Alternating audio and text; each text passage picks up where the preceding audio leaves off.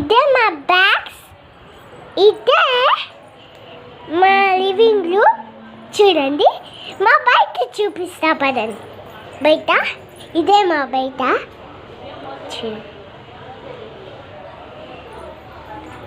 ఇది మా లైట్. చూడండి, మొత్తం ఉన్నాయి కదా. ఇదే వాళ్ళు వ్యాక్. My name is Lahars. ఏం పేరు తెలుసా? My name is లహర్స్.